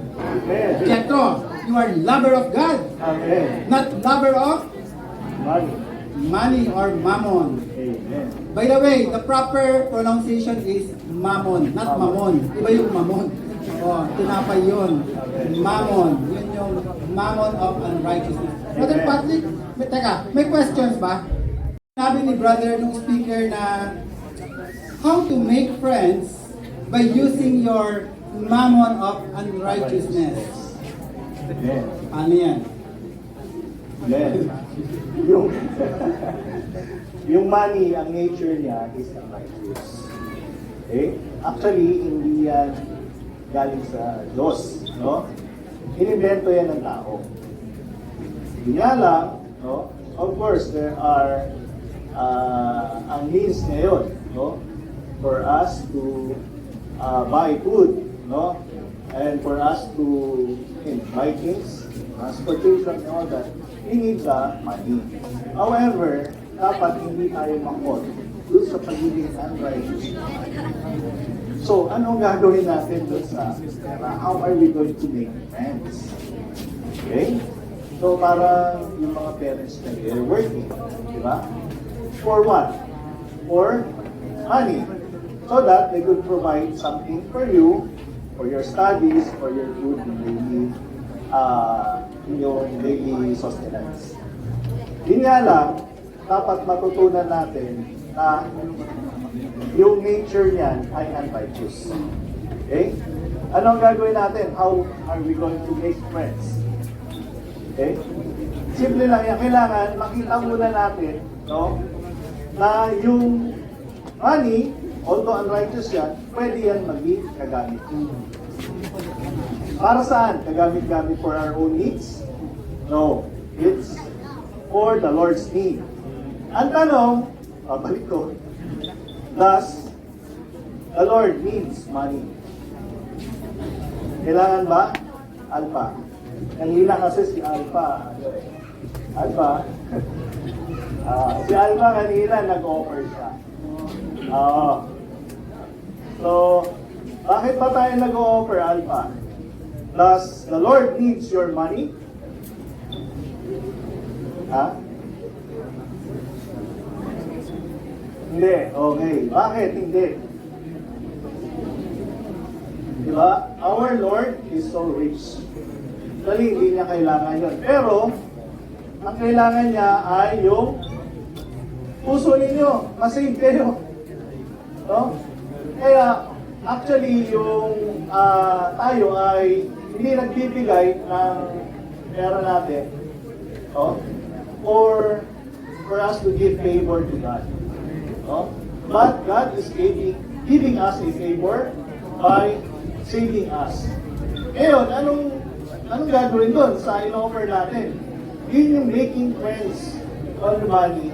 You are earning, you are establishing a business, you are working to get a high position so that you will be earning a lot of money, not for you, but for the Lord's economy, for the Lord's move. Okay? So pag nakita natin na dito sa ginagalawan natin, kakailanganin natin yung pera. Ano gagamitin mo pang pangbili ng gospel tract para may cake pamigay mo sa school, no? You need money for that. Diba? Ano gagawin mo para mapakain yung classmate mo? Para ma-preachan mo siya ng gospel. You need money for that. Amen. And many more. No? Making friends with the money is bringing the money, no, to bring people to God.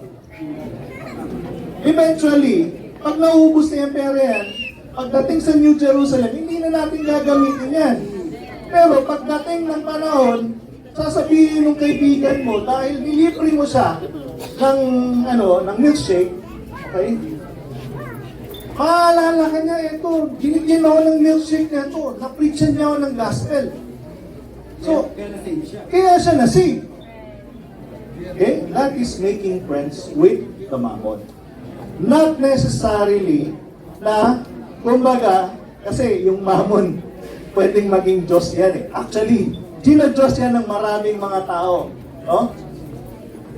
Eventually, mauubos yung oras ng mga tao na yun seeking to gain money without having the purpose of yung real purpose why they are working, why they are establishing the business, no?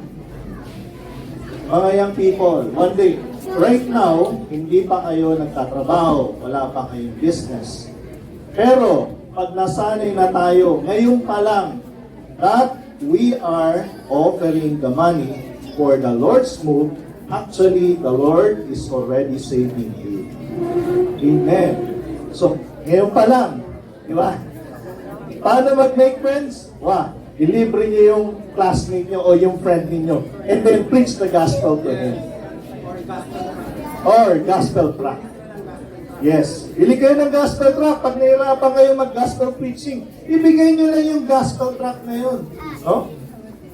So, that is making friends with the mom. Okay, so yun yung proper na... ka ba? Hello? Lagot. Bigyan mo kami ng sagot, ha? Pera yan, pera. Brother Elo. Sunod si Brother Richel. In front na lang, brother. In front na lang siya.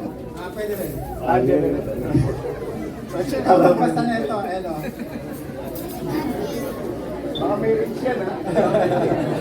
Huwag ka mag-alala. Gusto mo ba? Bibigay sa iyo about marriage. Sige, basahin mo. Why are those in the denomination of religion is called unbelievers when they also believe in God? Why are those who are in denomination of religion is called unbelievers when they also believe in God? Sorry, I came in this. Okay. Explain mo muna ano yung denomination, tapos ano yung unbeliever, kapag yung believer. Amen. Dito sila, hindi nila alam. Kaya tinatanong nila eh. Amen. So amen. Siguro ang clear, ang clear distinction yung believers at unbelievers. Of course, yung believers is a matter of whether or not you believe in God. Pagka nananampalataya ka sa Diyos, you opened yourself to the Lord, you believe in your heart, and then you confess with your mouth that Jesus is Lord, then automatically you are a believer. So yung unbeliever, very clear, hindi sila nananampalataya. They may have heard about Jesus, or they may be studying in Christian schools, or they may be joining yung mga Sunday services. Marahil nabuhay sila, they are born in a Christian family. So matin sila, pero kung sila, wala silang sa sarili nila, hindi sila nag-open kay Lord, hindi sila nanampalataya kay Lord, even if they grew up in a Christian family, they have a Christian background, masasabi natin na hindi pa rin sila believer. So yung believer is a matter of us personally opening ourselves to the Lord. So kung nanampalataya ka talaga, genuine na tinanggap mo si Lord, tinanggap mo siya bilang iyong buhay, you know Lord, our Lord Jesus as God, you've accepted Him, then you are a believer. If you are, and likewise, if you haven't received the Lord, if you haven't opened up to Him, even if you grew up in a Christian family, even if seemingly you're attending the church services, you're still an unbeliever. So yun yung clear distinction, believer and unbeliever. So, do not forget, when we say believer, in fact, to believe is to receive. Amen. Again, to believe is to receive. When you receive the Lord, it means you are a believer. Yet, when you believe, it means you receive the Lord Himself as your life. So it's not a matter of nasan ka ba? Nasa religion, nasa denomination, nasa association. So, it's a matter of life. As long as you receive the Lord as your life, you are a believer. Kung nasa Catholic ka at tinanggap mo si Lord, believer ka ba?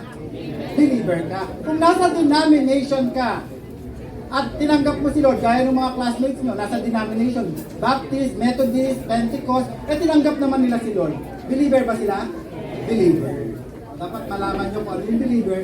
Kahit na nasa Catholic ka, halimbawa, Christianity, nandun ka, hindi mo naman tinanggap si Lord. Hindi ka nga Muslim, hindi mo rin naman tinanggap si Lord. Believer ka ba?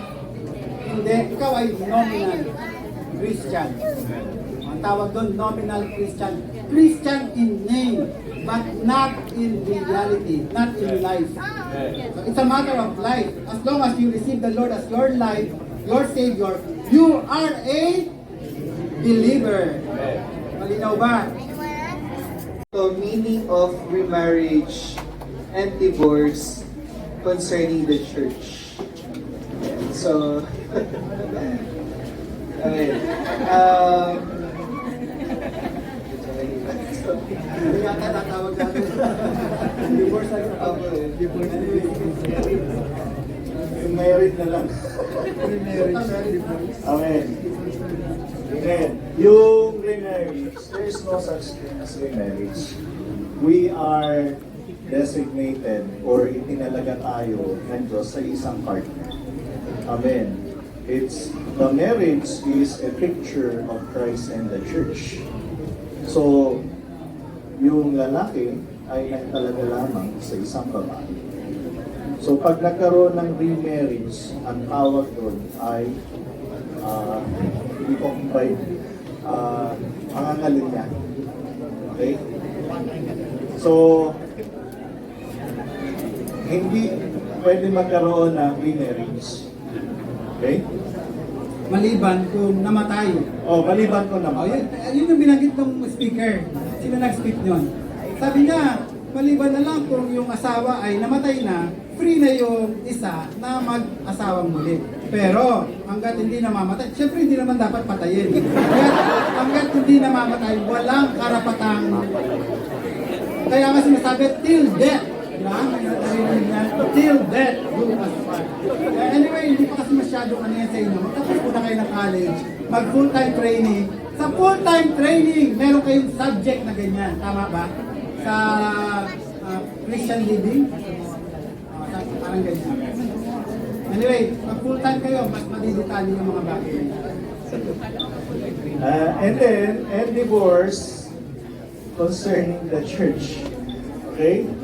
Again, kaya nagkaroon ng divorce, inalaw yung divorce kasi matitigas ang ulo ng mga Israelites. No? Dapat nakadesignate lang sila into one husband, one wife. Okay? Kaso, matigas na ulo eh. Gusto dispatch yung kanilang husband or yung wife. So, nagkaroon ng divorce. Pero, in the Bible, no, nakatalaga lang yung lalaki sa isang babae at yung babae sa isang lalaki. Yung binabanggit ni Brother Patrick, mahalaga yun na ano nyo. Baka sakali lang may magtanong sa inyo, kaya sa school, natanong kayo ng teacher, topic nyo, pwede mo sagutin ng maayos. Bakit? Sabi nga yan, no? Kasi tinanong nila sa Panginoon matuwid bang hiwalayan ng asawa yung kanyang asawa? Sabi ng Panginoon, tapos sabi nung nagtatanong, bakit pinayagan ni Moises na i-divorce? Sabi ng Panginoon sa kanya, kasi matigas yung sinasabi niya, matigas ang ulo. No, matigas ang ulo nyo. Pero sa umpisa, in the beginning, disenyo ng Diyos, hindi ganyan. Kaya inalaw na mag-divorce dahil matigas ang puso ng mga tao. Okay. Ibig sabihin, kung ikaw ay believer, at ikaw ay may proper na ugnayan sa Panginoon, hindi mo i-divorce ang asawa mo kahit malakas maghilik o kaya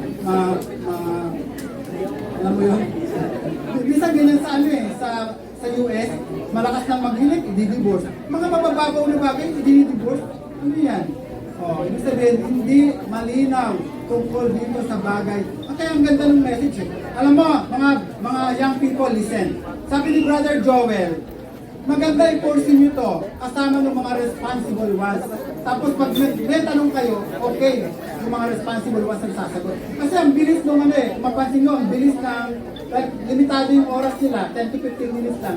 Ang bilis nung pasada nila. Pero, pag tinignan mo yung topic, halimbawa, marriage, pangalawa, family, pangatlo, occupation, pangapat, making friends, panglima, food and drink, clothing, concerning money, concerning authority, and 4 principles. Ang gaganda nito, in fact, kada topic isang mensahe. Ginawa lang nilang 30 minutes itong 8 topic na to. Pwede itong i-conference. Brother Joel, in fact, hindi lang i-pursue ha. Young people, pwede nyong i-conference.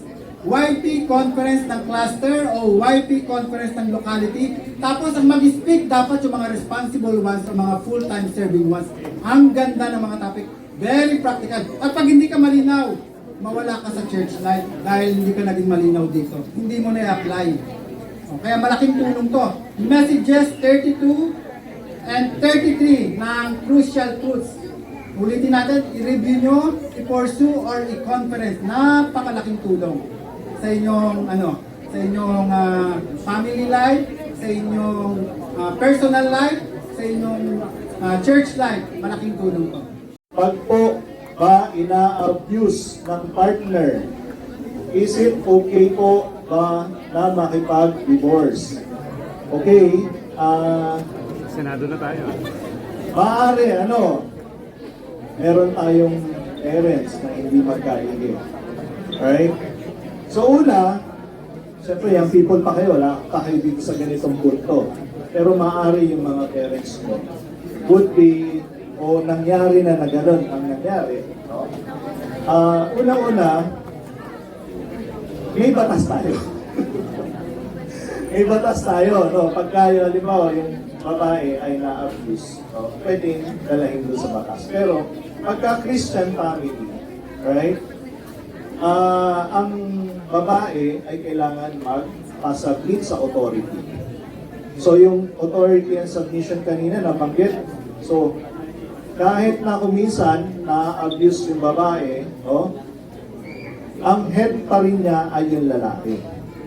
Okay? Anong gagawin ngayon nung babae? Magpapabugbog na lang ba siya or anything? Ha? Okay. Yung sister, lalo na sister, no? Have to pray. Nothing is impossible to God. Kaya nga yung prayer kanina, inumpisahan doon sa prayer. No? Pag nagkaroon na kasi ng hablahan, talagang mauuwi sa hiwalayan yan. No? Pero tayo bilang meron tayong access sa ating Diyos, no? We have to pray. Okay? Kung may parents man tayong ganon, we have to pray for our parents. Okay? Mahalaga yun. Maring di ganyan yung parents nyo, maring papunta pa lang dyan, pero ipag-pray nyo. Ipag-pray nyo, mas mabisa ang prayer. Prayer, talagang yung topic kanina, i-apply nyo na seryoso ka mag-pray. Hindi lang sa parents, maring yung uncle mo, yung auntie mo, o yung kapatid mo, yung kuya mo, yung ate mo, ipag-pray mo. Huwag ka magsalita, ipag-pray mo lang. Ngayon, maaaring invite mo siya sa church meeting. Or maaaring mag-open. Sabi mo, ate, kuya, mag-open ka. Merong mga kapatid na bibisita, maganda, makakatulong yan sa spiritual life natin. Pwede nyo silang ganyan. Pero the best pa rin, prayer. Okay, meron ditong question kay Brother Ivan. O, yan. Related sa, Brother Ivan.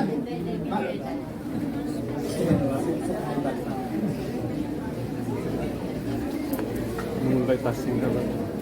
Tapos itong pang-lima na question, kasi ano na tayo, ano lang tayo, extension lang ng 15 minutes bago natin i-serve yung pagkain. 5:15 tayo mag-dinner. Kasi yung mga hindi pa nagugutom ninyo. What if may napulot kang pera Oh, listen. and then offer mo sa campus, it is righteous? Is it righteous? May napulot kang pera and then in-offer mo sa campus work, tama ba? Ganda na siguro natin yan. And then, righteous ba ito? O una, hindi siya righteous kung hindi mo hinahanap talaga yung tunay na may-ari. Hindi yan righteous. Brother, Kasi kung maganda yan. Ulitin mo. Yung iba hindi napakinggan. Kunwari, may napulot kang pera, tapos, inulog mo sa offering box for campus work. Ganito siguro yung gusto niya sabihin. So, ang dapat, kung righteous siya, kung hinanap mo talaga yung tunay na may-ari. Dapat yan ang pinaka-righteous mong gagawin na una.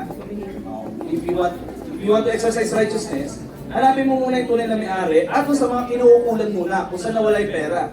Dahil nawala yung pera sa school mismo, ipapasa mo yan sa teacher o kung sino man ang hire. Mga guard, dapat yan natin yung pagtatanong. Kasi yan ang pinaka-righteous natin pwedeng gawin. Tapos, kung wala talagang nagkumuha at in-offer natin for campus work, kaya kung talagang walang nagmamay-ari, talagang sinabi ng teacher, ng admin, ng pinaka-school, wala nagmamay-ari niyan, pwedeng sa'yo na yan. Yan, pwede natin yan i-offer. Yan ay righteous na sa harapan ng Panginoon. Okay. Habang nagsasalita si Brother Ivan, alala ko tuloy, nung college ako sa PUP Manila, mabilis lang. Hindi ko nasasabihin ko anong year. Basta nung college ako, nakapulot ako ng 100. Yung 100 noon, malaking bagay na. Amen. Malaki yun. 100 pesos. Napulot ko, actually, tindahan ng mga ulam. Yung mga estudyante doon binibili. Tapos, nakakita ko 100, dinamput ko. Walang nakatingin sa akin. Kasi kung may naghahanap, di ba? Binulsa ko muna, tumayo ako doon. Pag may naganap, siyempre, siya yun. Yung sinasabi ni Brother Ivan, alamin mo sino may-ari. Pero huwag mo sasabihin, huwag ka mag-pray na sana walang... delikado yun, unrighteous yun. Unrighteous. So, ang ginawa ko, tumayo lang ako. Alauna, dapat makapasok na ako kasi 12 to 1 yung lunch Dapat alauna, may klase kayo makapasok. Sabi ko, Panginoon, pag wala itong alagay naman, pagtanong ko lang ganyan, siyempre maraming aangkin. Di ba? Kanino ito? Maraming aangkin. Kaya, bago mag-alauna, dapat makapasok na ako. Nakatayo ako ganyan, tapos, merong 3 babae, estudyante, at tingin-tingin na ganyan. Tapos nilapitan ko, ano hinahanap nyo? Sabi niya, nagulat sa akin, bakit? Ano pa kailan mo? Parang ganyan, hindi naman nagsabi niya, nagulat lang siya na, bakit ka nagtatanong parang ganyan? Sabi ko, ano hinahanap nyo? Kasi ito nahulog yung hindi pa sinasabi ko magkano. Eto ba? Sabi ko, eto ba? Nagkatingin lang sila. 3 yung, sabi niya, oo, yan nga yun. Kasi, kasi bibili kami ng ulam na yun. Medyo, nagkaroon na ng peace, siyempre. Pero, hindi pa complete peace. Tapos, tinignan ko yung 3, kung saan pumunta, tapos yung pala malapit lang yung door. Bago ko pumasok sa gate, meron pang konting speaking ang Panginoon, sabi niya, bakit hindi ka mag-preach ng gospel? Limitado yung oras. Kaya, ang ginawa ko, kasi may gano'n kung hindi, mag-trouble ako. Pinuntahan ko, sabi ko, may konti lang akong i-share, kasi lagi kami may dala ng mystery ako naman. Sandali lang to, kasi rin alauna papasok ako. Siyempre, tatanggapin ka, hindi. Tatanggapin ka. Pinalik ko yung 100, siyempre magiging open sila sa'yo. Ibig sabihin, mapagkakatiwalaan ka. Amen. Kaya, tumawag sa Panginoon, siyempre, natawag din sa Panginoon. Amen. Share mo yung mystery of human life, lang mabilis. Tapos tumawag sa Panginoon, tapos nag-pray. Tapos sabi ko, okay, salamat sa oras nyo. Masaya rin sila. In fact, pati hindi lang yung 3 babae, magiging isa pang lalaki na kasama nila dun sa dorm. So, may kapayapaan ako, wala. Meron na. Nung pumasok ako sa school, sabi ko, okay na. Kompleto. Hindi ka lang gagawa ng mabuti. Pero yung kasi medyo mabuti rin, no? Tira mo nakapulot siya, tapos i-offer na sa campus board. Huwag mo nang ganyan kabilis, no? Tama yung sabi ni Brother Ivan, alamin mo muna sino ang may-ari. Okay, pag walang may-ari, ay hindi rin niya pwedeng i-offer para sa campus board. Pag walang may-ari, ang ginagawa natin dyan, anong offering yan? Sin offering. Ilagay mo, sin offering, tapos ihulog mo sa offering box. Tapos yung mga responsible ones o mga elders na nagbubukas ng box, pag nakita nila yan, hindi nila yan gagamitin sa church. Saan nila gagamitin? Oo, maaaring sa mga charity, charitable work, yung mga nangangailangan tao, yun, doon nila gagamitin. Pero sa church, at yung campus work ay bahagi ng church, hindi nila yan gagamitin. Malinaw ba mga young people? Amen. Yung tanong ay, ano ang paraan ng mga believers para makaiwas sa panghihila ng mga unbelievers? Amen. Amen. Ano ang paraan ng mga believers para makaiwas sa panghihila ng mga unbelievers? Amen. Alam ba nila na believer ka?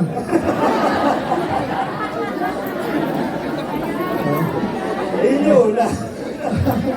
Kailangan i-explain lang mo. Oo. Unang-una, kailangan nila alam na ito ay, ako ay isang believer. Para alam nila, ito ba, imbitahin ba natin ito o hindi natin ito iimbitahin? Baka kaya ka nila inimbita kasi hindi nila alam na believer ka. Kaya una, kailangan nilang malaman na isa kang believer. Paano nila malalaman na believer ka?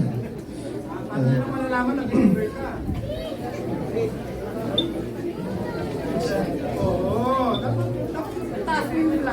Amen. Tama.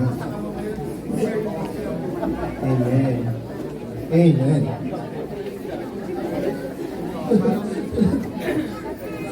Tama yun. Ihilahin ko pa ba? Hilahin ko pa ba na kung lagi ka nagsishare ng word of God?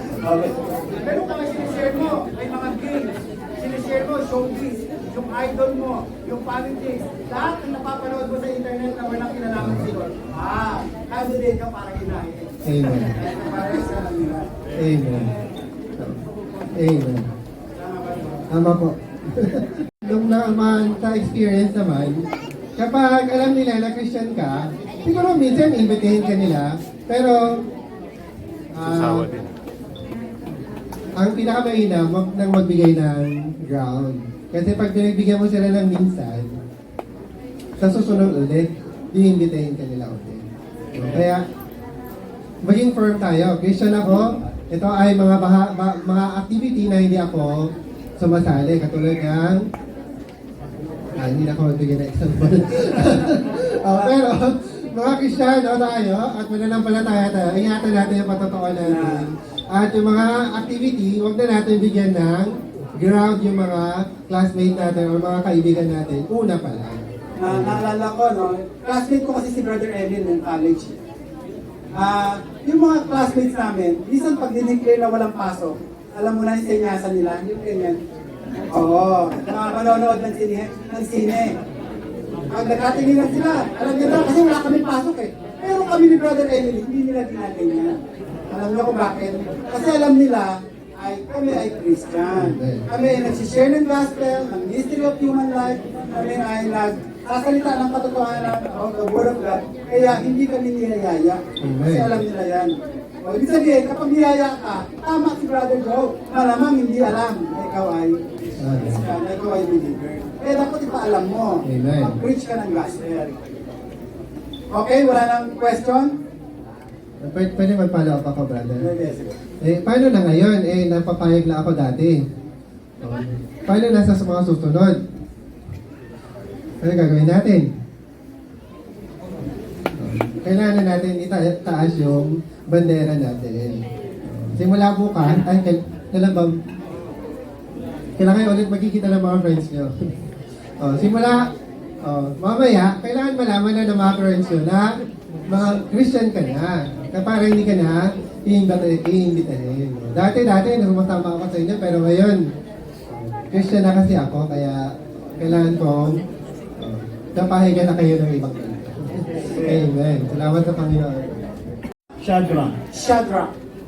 Si Tantan, si Shadrach, si Andre. Andre. Sila yung speakers natin. Pwede bang tumayo ulit yung tatlo? Tantan, Shadrach, at si Andre. Sila yung nag-share about prayer. No? Medyo lumampas lang ng konti sa time limit is Shadrach. Kasi ang time limit na ibinibigay sa inyo dito sa YPPT natin ay 10 to 15 minutes kada isa. Okay? Ibig sabihin kahit na gaano kahaba yung portion mo, buti na lang nag-course yata sila o muna sila na tama ba? Nag-viral parang ganyan na kahapon. Last Saturday. Mag-practice kayo mga young people. Pag nabinod kayo ng portion, saan blend yung next YPPT? Midland. Kayo mga taga-Midland, maganda, pag nabigyan kayo ng portion, i-practice nyo, basahin nyo, pray-read nyo, magtanong kayo sa mga RO at SO. Makakatulong yun. And then, salitain nyo for 10 to 15 minutes. Huwag bababa sa 10 at huwag tataas ng 15. Magandang practice yan. Okay, kasi ito yung natin YPPT, kaya nga training. Ibig sabihin, dapat meron ding limit yung speaking nyo. And then, maganda yung points na si Andre, no?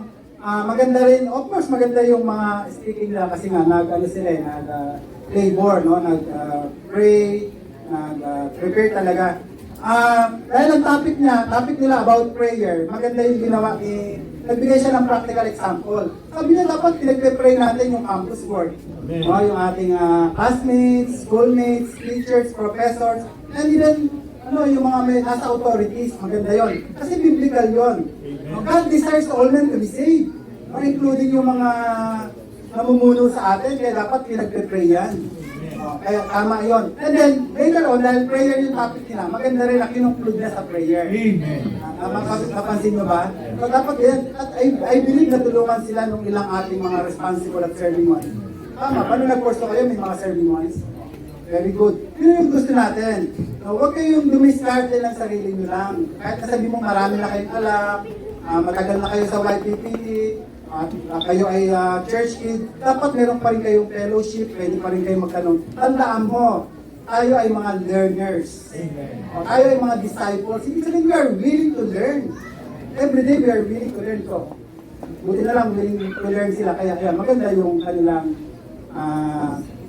speaking. Okay, thank you. Yung second team, second group ay si Ivan. Kasi ang topic nila talagang ang biga, anong salitain eh. Diba, marriage, no? Occupation. Kaya parang alos basahin lang nila kasi ano share nila sa marriage.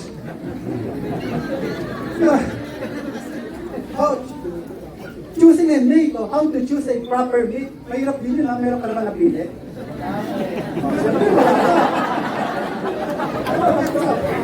Tago, di ba? Tago yung pagpili. Hindi niya tago niya ka eh. Tapos, isi-share niya sa inyo kung paano pagpili. So, sabihin, hindi madali yung topic nila. Anyway, napagbibigyan naman, no? Pero, next time, kahit na hindi applicable, parang hindi applicable sa iyo yung exercise mo yung spirit, and then, just speak the word of God. Amen. Speak the word of God. Speak the word of the truth. And then exercise your spirit, and then meron pa rin life dispensing ang mangyayari. Amen. Parang kulang ka sa karanasan dahil nga hindi pa applicable sa iyo. Pero, kapag sinanay mo ang espiritu mo, at meron kang word of God, atin pa rin yan ay life and spirit. Thank you, Ivan. Si Iso marunong rito eh. Bata pa to pero marunong mag-exercise ng spirit. Amen. Pero medyo bitin dun sa sinabi mo eh. Si Ivan din, nabitin ako dun sa sabi niya, nagsasalita siya about prayer. Tapos bigla niyang pinasok yung topic niya na. Napansin ko, bakit parang, ewan ko kung napansin niya na, about prayer, kaya sabi niya, dapat, about prayer, tapos bigla siyang pumasok, iniwan niya yung prayer na nakahag. Hinintay ko na sasabihin niya pa sa prayer. Ngayon, punta na tayo sa, nabitin doon, Ivan, next time, wag ka doon kasi naghihintay lahat sa biglang, diba? Parang hindi tapos yung about prayer. Anyway, si Iso naman sabi niya, okay, let's declare 2 times. Pansin niyo? Hindi pa nga nakaka 2 times, nagsalita na siya ng ibang bagay. Tama ba? Oo, once niya lang eh. Oh, Lord, anong sabi mo? Ano yung dineclare? Graduate. I will finish my college. I will finish my college and enter the full-time training. Enter. Pero sabi mo, let's declare 2 times. Pero Declare natin second time. Okay? How about we all stand up? I-declare natin. Okay. Let's consecrate ourselves. Amen. Lord, I want to finish my study. Lord, I will graduate college. Lord, I will enter the full-time training. Amen. Lord, I will finish my studies. Lord, I will finish my college. Lord, I will enter the full-time training. Amen. Thank you mga kapatid. Amen. Since